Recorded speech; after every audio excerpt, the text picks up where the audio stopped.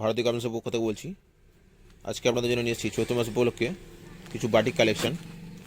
জরির পাড় বসানো এরকম, এই দেখেন জরির পাড়টা এরকম ডিজাইন হবে। এই দেখেন ভিতরটা এরকম খুবই সফট। যদি কালেকশন ভালো লাগে প্লিজ স্ক্রিনশট নিয়ে হোয়াটসঅ্যাপ নম্বরে বুকিং করুন, আপনারা পেয়ে যাবেন। এটা পার্পল কালার এরকম,